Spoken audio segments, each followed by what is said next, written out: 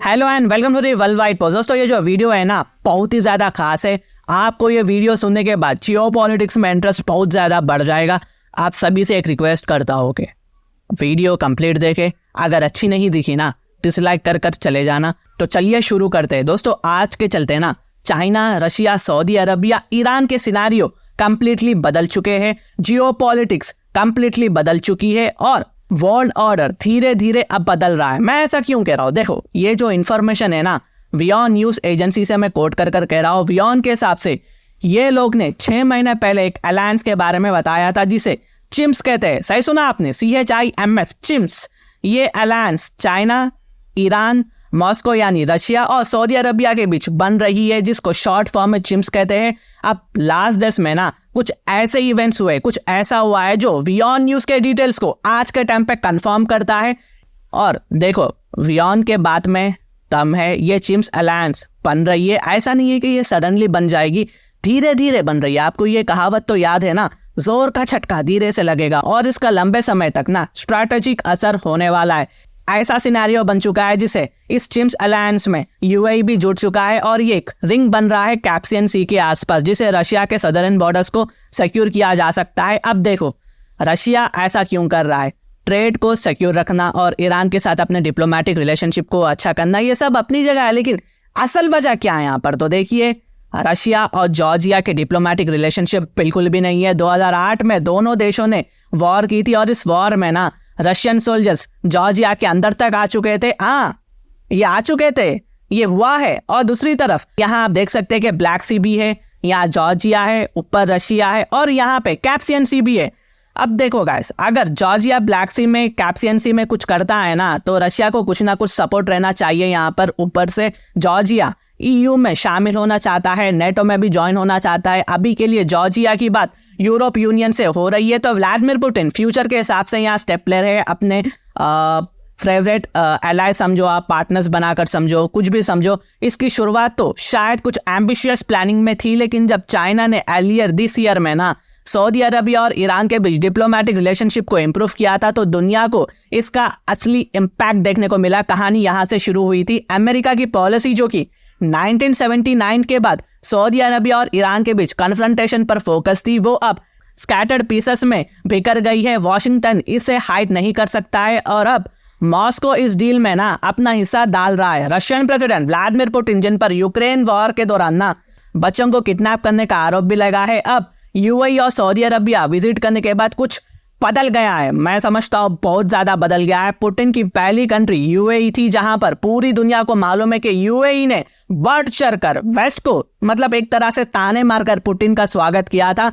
Jets, horses, camels और flag के साथ रॉयल वेलकम किया था पुतिन का। एक तरह से पुतिन को रॉयल ट्रीटमेंट दिया गया था। यहाँ पर अबू धाबी ने उसका स्वागत COP28 क्लाइमेट टॉक्स के लिए करते हुए किया। इसके बाद ना पुतिन ने सऊदी अरबिया को भी विजिट किया था, जहां उन्होंने क्राउन प्रिंस मोहम्मद बिन सलमान से मुलाकात की। रियाद में हुई डिस्कशन में ऑयल, यूक्रेन वॉर और गाजा पर भी बात हुई थी। पुतिन ने MBS को कहा कि वो जल्दी मोहम्मद बिन सलमान को रशिया यानी मॉस्को में देखना चाहते हैं। देखो गाइस, यहाँ पर ना बातचीत बहुत आगे बढ़ चुकी है कंपेयर टू, अगर आप US और रशिया से कंपेयर करें। रशिया यहाँ अपनी साइड अच्छी जमा रहा है। जिस तरीके से UAE ने पुतिन का वेलकम किया था ना, दूसरी तरफ मोहम्मद बिन सलमान और पुतिन की बहुत ही गहराई से जमती है compare to Joe Biden. Russia, UAE, Saudi Arabia मिलकर मार्केट में ऑयल के प्राइसेस इंक्रीज करने वाले। तो देखिए यहाँ USA अपना प्रेजेंस लूज कर रहा है और USA ये कभी नहीं चाहेगा कि प्राइसेस इंक्रीज हो, और इस पर भी हम बिल्कुल भरोसा कर सकते हैं क्योंकि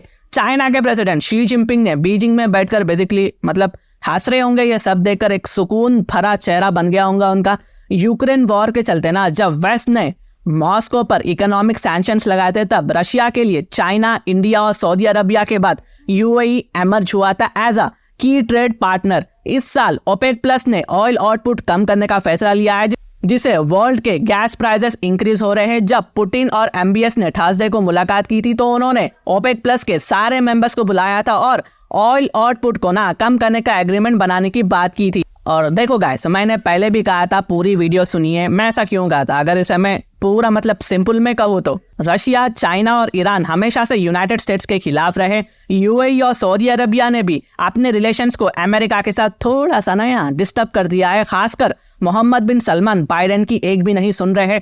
एमबीएस पर बाइडेन का ज्यादा असर नहीं दिख रहा है और सऊदी अरबिया ने चाइना की तरफ ज्यादा ध्यान दिया है। और हाँ, अभी तो ना सऊदी और चाइना के बीच में स्वैप एग्रीमेंट भी हुआ था। मैंने इस पर पास में वीडियो भी बनाई थी, अगर नहीं देखिए तो मैं उसका लिंक डिस्क्रिप्शन में डाल दूंगा। साथ ही पेट्रो डॉलर को भी यहाँ खतरा हो सकता है। यूएई अभी तक एफटीए की ग्रे लिस्ट में से नहीं आया है बाहर, और इसका एक वजह है कि यूएसए ने ज्यादा मदद नहीं की। इस वजह से यूएई अमेरिका से ना थोड़ा नाराज है। और ईरान और सऊदी अरबिया के बीच में चाइना ने दोबारा डिप्लोमेटिक रिलेशनशिप को एस्टैब्लिश किया है, जो यूएसए के लिए बड़ा सा सेटबैक है। अब यहाँ ना टोटल सिनेरियो देखे तो जो कंट्री एक टाइम पे यूएसए के फेवर में रहती है ना, वो अब धीरे धीरे बदल रही है, अपना स्टांस चेंज कर रही है और पूरी दुनिया देख रही है। एज आई से कि जियोपॉलिटिक्स में कोई भी परमानेंट फ्रेंड या एनिमी नहीं होता है, तो आज यूएसए रशिया के साथ ऐसा ही हो रहा है। अब China, Iran, Saudi Arabia, UAE Russia के साथ अपने रिलेशंस को और भी ज्यादा स्ट्रांग कर रहे हैं, बेहतर बना रहे हैं। इन सब कंट्रीज के साथ रशिया की अब बहुत ज्यादा जम रही है।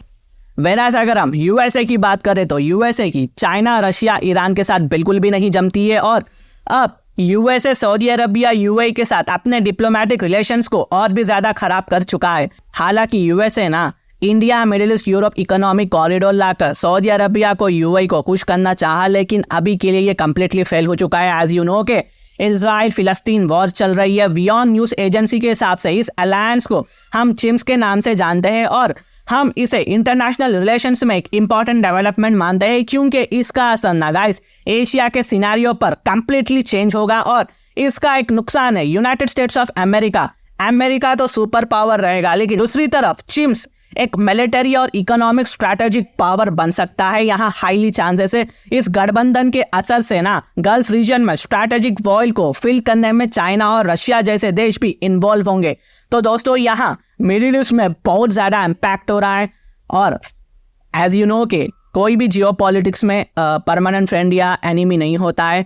तो आज रशिया के साथ सब फ्रेंड्स बन जा रहे हैं, यूएसए के साथ कहीं ना कहीं एनिमी बनने में प्रेफरेंस जा रहे हैं, लेकिन इतना आसान नहीं होगा, क्योंकि यूएसए का यूनाइटेड स्टेट्स डॉलर अभी भी आज यूएसए को कहीं ना कहीं हेल्प करेगा।